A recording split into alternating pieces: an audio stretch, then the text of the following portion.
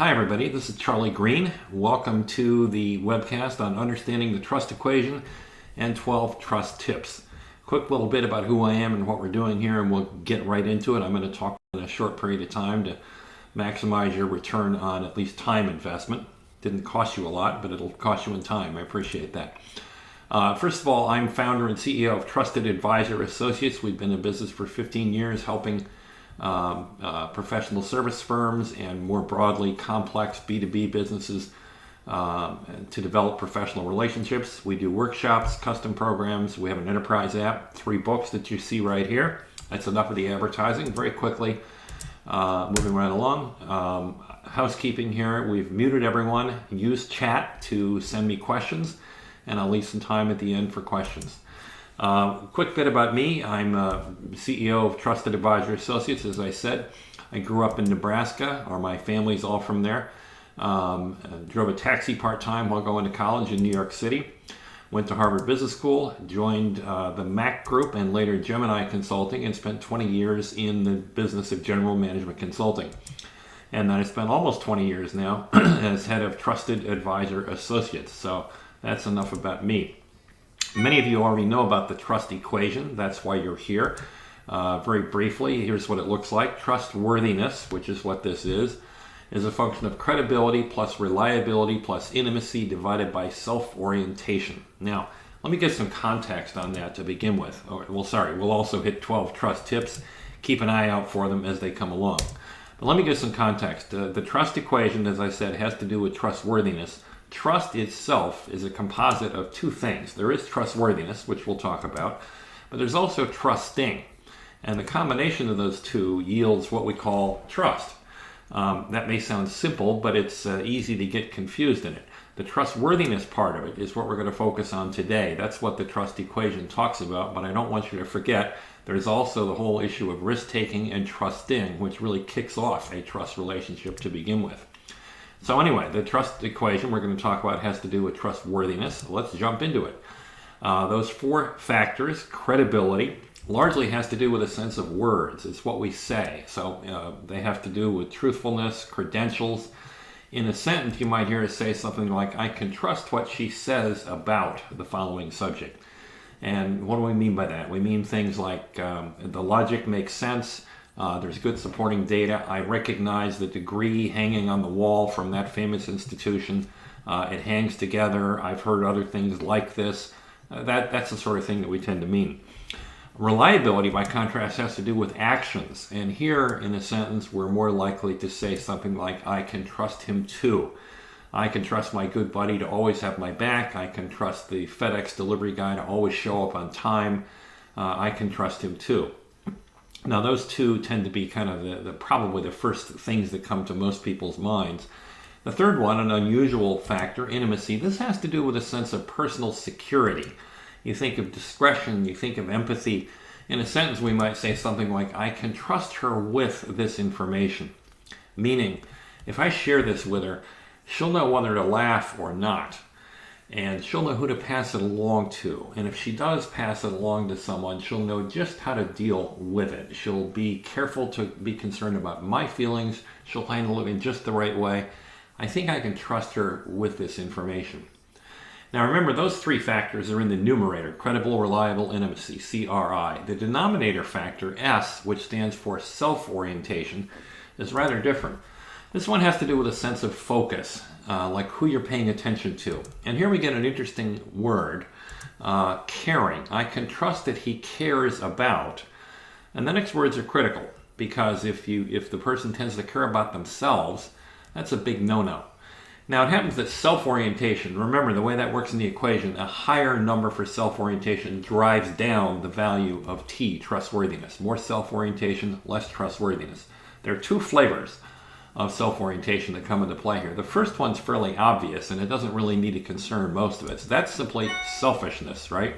Has to do with motives. If the person's in it for themselves, the classic image we have of the used car dealer, that's not hard to spot, actually. It may be, really negative, but it's not that hard to see. The trickier one, the more relevant aspect of high self-orientation that we need to worry about is not so much selfishness, it is self-obsession, worrying all the time How are they going to like me? Am I going to get the sale? Does my boss care about me? Is she going to say yes? Is this person going to say no? What are they thinking about me? How am I looking? All the time, self-obsession. That one happens to be, an occupational hazard for nearly everybody in consultative or advisory roles, which I think most of you listening to this probably fit into that. And that's a real big deal. So now we can look at these four components, C, R, I, and S, and I suggest to you the first two we might broadly call rational. Those are the two that you can do metrics on, you can measure, you can define, you can translate fairly easily into behaviors. The other two, they're not so much irrational, I call them more emotional. Those are the two, the intimacy and the low self-orientation. Those are a lot harder to measure, and in some ways, you can translate them into behavior, but you can't do the behavior in a way that you can do riding a bicycle, hitting a golf ball, practicing French. They're a lot more, intuitive, the soft skills, if you will. So with that, now it turns out that we've done some research. We've actually translated this into a thing called the TQ, or trust quotient, which is a self-assessment version of the trust equation. So we actually have data. And it turns out that the strongest driver of the four, and I mean that literally here, we've done a multiple regression analysis on the data. Turns out that the strongest driver was not what we originally thought when we wrote the book, self-orientation. That's why we put it in the denominator. No, it turns out that the strongest driver turns out to be intimacy. Now, that is a really interesting finding for most of us on this call. Again, most people who go into the kind of consultative profession work that we deal with, it's not our strongest suit. And the good news is, the bad news is, most of us are not good at it. The good news is it's not that hard to learn. I suggest it's a lot easier to train an accountant, for example, in getting better at interpersonal skills than it is to train a social worker in accounting, for example. Now, let's go through these one at a time here. Let's talk about credibility first. And remember, credibility, it isn't just about credentials. Credentials just say how smart you are, but clients want to know that you're smart for them. What does it mean for them? So this isn't just the purely rational cognitive degrees on the wall stuff. So tip number one, have a point of view. People don't care that you got a degree from somewhere, how smart you are, how brilliant your insights are. They want to know what it means for them. And the way that you do that, the way you translate, instead of talking about how bright you are and how many degrees you have and what your methodology is, tell them, here's what it means for you. Here's what I think it means for you. Let me do the translation. Make it relevant for them. So that's one point. Another one is demonstrate your expertise. Don't talk about it. It's kind of like if you think of the metaphor, if you're going in for a job interview, the reason you got the job interview was your resume was attractive. Well, that's the credentials. That got you in the door. But what if in that interview you were to suddenly start talking about reading off all the stuff in your resume? Boring. That's why you're there. Don't do that. And yet, I'll bet how many of us, sitting out there have gone into a sales pitch of some kind, and what do we start by doing on the PowerPoint? Let me tell you about ourselves. Let me tell you about our great company, all the things we've done. Don't do that. Leave those off on the side. And don't worry about looking smart. You will be seen to be smart if in your conversations your expertise comes out. You don't have to push it. All you have to do is ask an occasional smart question or nod knowingly in the right way when you actually know something. It does come through. And it's a lot better than sort of tooting your own horn. Now, credibility also has to do not just with smarts, but also with trust and transparency. It's about whether people can believe what you have to say. So here's an interesting recommendation. When you don't know something, say, I don't know. That is immediately believable, ironically. It's one of the most trust-creating things you can say is, I don't know. Like, who's going to doubt you on that one, right? And by the way, don't be in a rush to say, I don't know, but I can get the answer for you. Yeah, we know. Anybody can do a Google search. The point is not that you can get the answer. The point is, are you willing in that moment, in that seat, in that hot spot, to say, that one I don't know. What shall we do with that? It's rarely a showstopper, but whatever it is that they asked you, what they're really finding out is, do you have the courage to, articulate what the limits of your knowledge are? So there's a few thoughts and a few tips around credibility. Let's talk about reliability. This one, again, has to do with actions.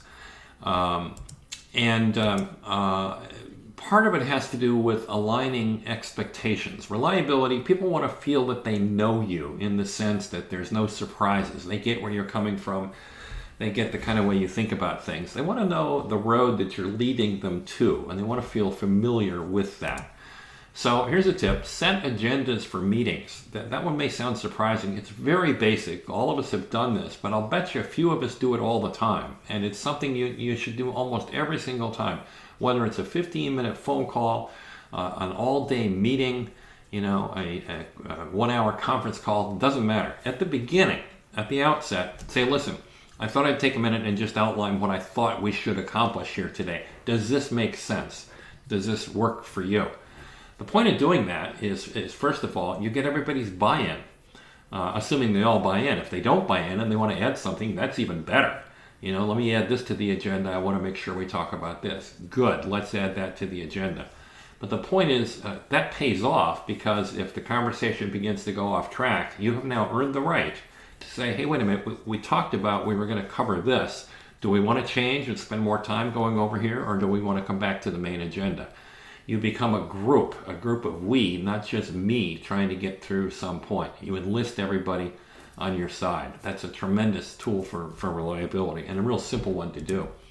Here's another one. Be unbelievably responsive. Now, I know that in this day and age, there are things, sometimes you're traveling, sometimes you're sitting on a webinar like this one, sort of hopefully paying attention, although you're probably multitasking too. But whenever you get off it, whenever you have some time, whatever it is, get on those emails and calls immediately, right away. It's amazing how powerful responsiveness is, particularly in this day and age of automated bots and responses and so forth.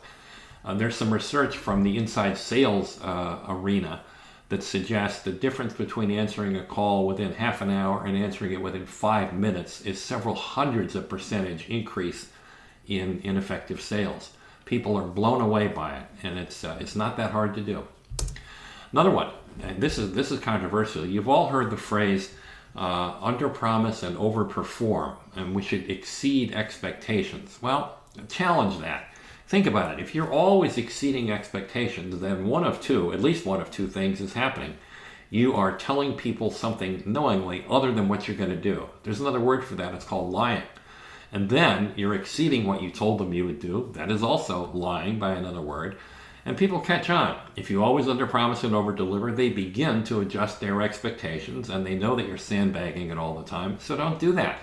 Instead, become known for saying what you're going to do and then doing exactly what you said you were going to do. That's reliability. Now, the biggest factor, the most powerful one, as I suggested, is intimacy. And one that most people in advisory professions tend not to be that great at, because we tend to be much more focused on subject matter mastery, but all the more reason to talk about this one. Secure and transparent, that has a lot to do with intimacy. Willingness to take the lead, willingness to be open. What do I mean by that? One of them is this notion of bring a risky gift. And let me give you a metaphor first and then translate it. The metaphor is you get invited out to dinner, you and your partner get invited to dinner with some couple that you know from, roughly work related. And it's kind of a big deal. It's a step up in the relationship, and maybe you're the only ones going there. Maybe there are a few others, whatever. What do you do on the way to dinner? Well, you stop at the liquor store and you buy a nice bottle of wine, right? Fine. You're supposed to do that. You get thank you for having done it. But what if you were to take that an extra step? What if you were saying, I think they were in Italy for vacation last summer, and I think they went to the Piemonte region in northern Italy. What if we got them a really nice bottle of red from the Piemonte region and spend a little extra? And instead of spending, $20, you spend $35 or $40 or something. And you go there. Well, number one, probably that will really impress them because you're thoughtful, because you went the extra mile. But here's the point. You could be wrong. It could be that they're alcoholics, and they don't buy wine. Or maybe you got it wrong and they went to Spain instead of Italy. But here's the real point. You get credit anyway. Even if they're alcoholics, they will almost always say, thank you so much. We don't drink, but we're going to save that for our next guest. Thank you so much. Or maybe you'd like it now. And if it was Spain, that's okay too, because you thought about it. You showed the effort. Not only did you show the effort, you were willing to take a little bit of a risk and go out there. That is a great trust creator, the willingness to show a risk. Now, how does that little metaphor translate into business? It means when you start interacting with a client, don't make everything that you say, guaranteed, bulletproof, never say anything wrong. No, be willing to take a risk. Offer a gift of your insight, your background, your capabilities, and push the limits a little bit. That first point of have a point of view, this one adds to it. Have a point of view that's a little bit risky, a little bit out there. You could be wrong, because you get credit for being willing to take that extra risk. Another aspect of, and this is also kind of controversial for intimacy, write your next proposal with your client. The usual way that we write proposals these days is you go back and forth. It used to be FedEx, you'd send a letter, now it's email. You respond to the RFP. It's all very impersonal, but more importantly, it's done at a distance. What if, major concept change here, what if you were to call up the client and say, listen, let's write that proposal together. How about if I come over or we get on a hangout or something and we literally write the proposal document together. We'll solve all the issues, together. We'll address all the concerns. We'll get all the pricing discussed. Everything that you want to know, we'll get it in a shared document. Now, I get it. It's a proposal. There's no guarantee that we'll win. I'm not trying to put one over on you. But what we will have is the best proposal possible that we could produce for you if we do it that way. Now, number one, you get credit for proposing such a radical idea. Number two, they might possibly object to it and say, well, I don't know if it's appropriate, in which case you say, fine, if it's not, I understand, but I want you to know the offer's there. Or maybe they will say, gee, if we did it for you, we'd have to do it for everyone, in which case you say, that's a great idea. You'll get more free consulting out of doing it for everyone. I think you should do that. And you know what? You get credit for being the one that brought it up in the first place. It sounds risky. It's absolutely not. It's a brilliant idea, actually, and it works amazingly well, even if they don't accept it. Let's see. Also, intimacy, secure, transparent, able to discuss all things. And remember, in business, we like to think that things are impersonal and big, and there's professionalism and all that stuff. The person you're sitting in front of, the person you're looking at the other end of the webcast, the person on the other end of the phone, they're a human being just like you. And we tend to forget that. We tend to think it's unprofessional. We tend to walk away from it. People are people. They don't change the minute they walk into the office door, the minute they get on the call. They're still human beings. And it's important for us to recognize that. In fact, that's the essential difference that makes trusted advisors from merely great subject matter experts. So here's a single best way probably to do this. Find out a way to comment either on your feelings and or on their feelings. Some of you are familiar with the literature on emotional intelligence. For those of you that aren't, I'll break it down for you real simple. There are 4 components. Number 1, the ability to notice your own feelings. Number 2, the ability to articulate your own feelings. Number 3, the ability to notice the feelings of others in them. And number 4, the ability to articulate those feelings of others. Put those 4 together and find opportunities for you to be able to say, you look like a little perplexed on that one. Should I back up? Should we stop for a minute? Or, I got to tell you, I'm feeling a little bit nervous about this situation today, and explain why. The willingness to be vulnerable. There's been a lot written about vulnerability, and it very much applies in the intimacy part of the trust equation. This is how you do it. So there's a bit on intimacy. Now let's go to the denominator in the trust equation, self-orientation, the one that goes the other way. Part of it is being able to raise issues, to speak to the elephant in the room, and to serve the larger need. And the biggest problem there is just our own fears, getting over our obsession with self, our own self-fear, and so forth. One tip is simply practice thinking out loud. And I mean that very simply and literally. Just let me think out loud with you. You could literally use those words. Let me just think out loud with you for a minute. What that does is kind of take a meta step back and say, hey, look, I'm just going to free form here. This could be wrong. I get it. I'm asking you to participate in kind of working out in real time with me. That's an act of low self-orientation because it says, I'm not going to operate out of fear here. I'm just going to share some things. It invites them into the sharing. It works. Thinking out loud. Another thoughts around low self-orientation. Remember, this is the single biggest problem that we run into in all of our workshops. The notion that our job as consultative professionals, advisory people, is to solve the problem and to be the first one to get there. And it's just not the case. Over and over and over again, there's research in sales, there's research in counseling, there's research in hostage negotiation. All of them say the same thing. It's this rush to be in a hurry to get the answer that actually shuts things down. It's paradoxical. We don't want to be told the answer until we have finished telling you what the problem is. Now, you as the expert, you probably know what the problem is. You're probably correct. You've seen it 100 times. But that's not what the other person wants to hear. They'd like to know that you've done this 100 times. That's why they came to see you. But they don't want your answer to be, yeah, I've seen this 100 times. You're just like everybody else. I got the answer already. Stop wasting my time. No, what they want to hear is you paying utter, rapt, complete attention so that you can emotionally connect with them and how they feel about this particular issue. And having done that, having explained it to you, and feeling that you actually get where they're coming from, at that point, they're willing to say, now, talk to me. What should I do? And at that point, you've been invited to give advice, give the answer, and they're welcome to it, okay? So, but this problem is seriously the biggest problem we run into in all our workshops, answering the problem too soon. Paradoxically, the best way to be heard is first to hear them. So a couple of practical tips on that one. Don't jump to problem solving. Just examine your conversations clinically and resist the temptation to drive ahead and instead spend a lot of time on listening. Now, some people say, well, how do I know when I'm done listening? They will tell you. They'll say, enough already. I got nothing more to tell you. You got all the data. What should I do? That's an invitation. Until you hear something like that, don't assume that you're done listening. And my final one, of course, is shut up and listen. SUAL.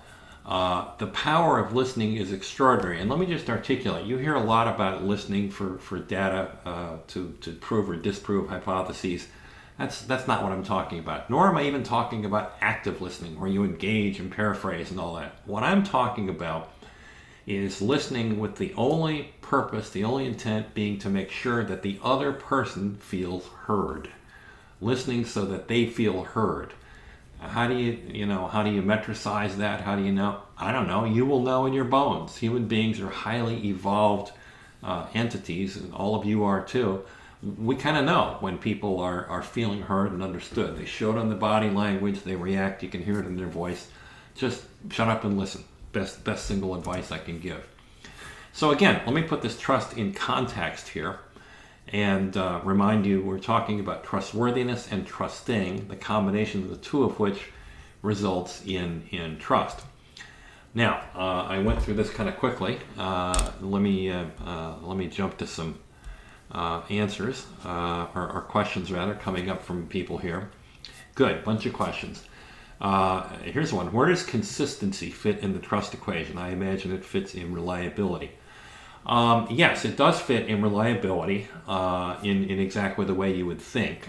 Consistent leads to met expectations, but it also shows up at a broader level. There's a sense of consistency across all four components.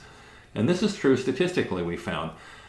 People who have a lower standard deviation between the four answers tend to score higher than those who have a higher standard deviation between the four answers. In other words, if somebody is sort of, medium high on credibility, reliability, intimacy, but terrible on self-orientation. Not only do we think they're terrible on self-orientation, we think, that's kind of inconsistent. That's a weird mix. Same thing is true if somebody's off scale on any of the other three factors, all four of them. They have different sort of pathologies, if you will. Somebody who's low on credibility but great on everything else, they're a windbag. Somebody who's low on reliability but high on the others, they're flaky. Somebody who is low on intimacy but high on the others, they're a nerd. And somebody who's bad on self-orientation and high on the others, they're devious. We can't trust them in that sense. So that's the other way in which consistency has to show up. Let's see, how should we use the information you have shared here? Is it okay to share your trust equation with people in a classroom setting and credit you as the source? Yes, it is.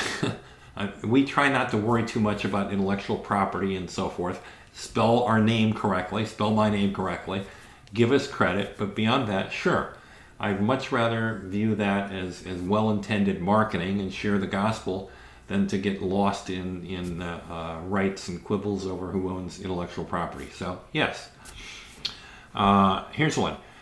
Do you have a questionnaire that allows us to evaluate ourselves or our business relationships in this dimension? Absolutely. Thank you for asking. I mentioned earlier the TQ, Trust Quotient. It is a self-assessment exercise based on the trust equation that we've just started, that we just talked about. It dawned on me about 8 years ago that this would actually make a really good self-assessment, and we started putting it up online, and sure enough, 70,000 people have come and taken it. Which is where we get some of the data that I mentioned about intimacy being the most powerful factor. That comes from analyzing the data. And you can find that. Go to our website, trustedadvisor.com, and if you look in the upper right-hand corner, you'll see, you can click on a thing and you can take the TQ. There's a free version of it. You get a quick answer, 2 pages of input, and if you want to give us $30, we'll give you 20 pages of detailed output and analysis. It's not a bad deal, by the way. So yes, there is a self-assessment. Let's see. Is that a relationship by relationship evaluation, or is it just an individual self-evaluation? It's an individual self-evaluation for one person, you, and how you think other people perceive you. So it's about individual. My contention is that most trust is personal. The most powerful form of trust is personal. We don't trust institutions nearly with the strength that we trust other people. And furthermore, trust-based institutions are institutions in which people behave in trusting and trustworthy ways with each other. I trust Amazon to deliver books on time. I'm not going to trust them to babysit my grandson. It's a different kind of thing. Let's see. Have you seen notable differences when implementing the trust equation between generations like Gen X and Millennials, or is it pretty general across the board? Great question. I wish I knew the answer to that. We have not attempted to put too many demographics into the questions. In fact, we've scaled back on them because people get touchy. So I can't tell you that one. I wish I did know the answer. I'm tempted to speculate, but no, I probably better not. I suspect there are differences, and it would be interesting to see. Great question. If you got any ideas on how I can do that, let me know. Here's a great one. It would be nice to set up a 360 questionnaire so that people can ask their clients to comment on their advisors and salespeople. Peter, thank you for asking that question. There is exactly such a product. We call it the TQ360. It's been up and running for several years. It's a growth product for us. It does exactly what you said.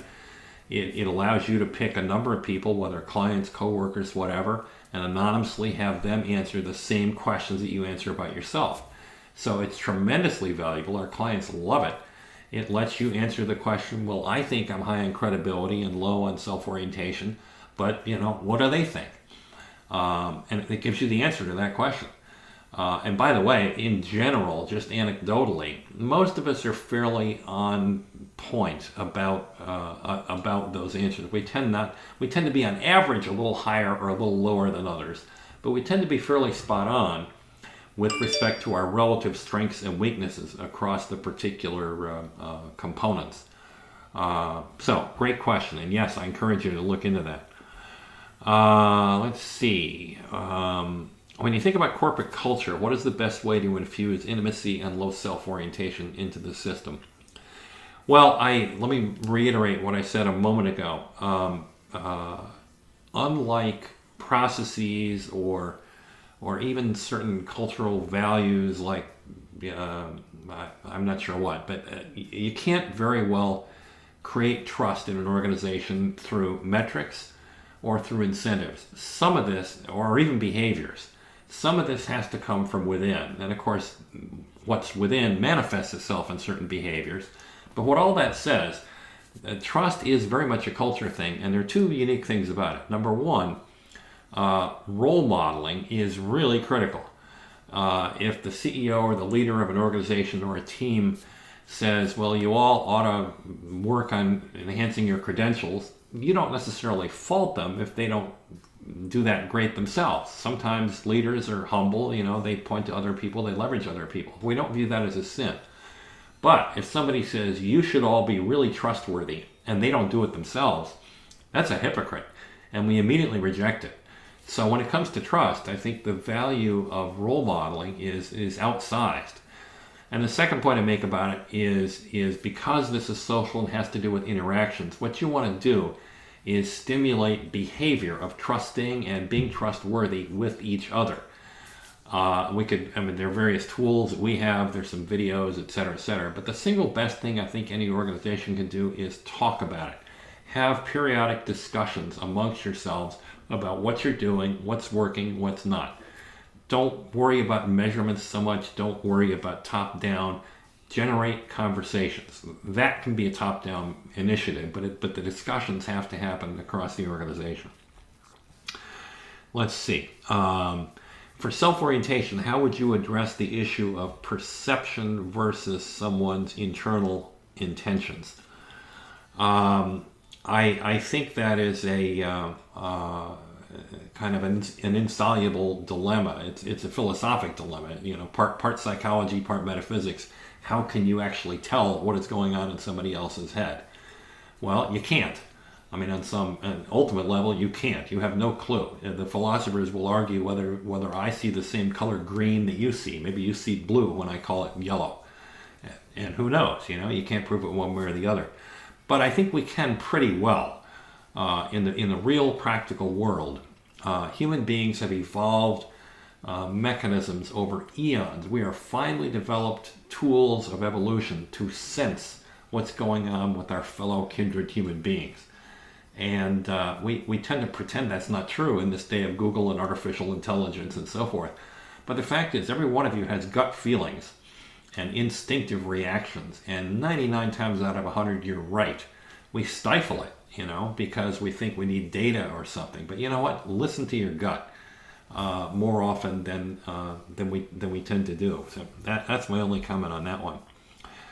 Let's see. Did we have anything else here? I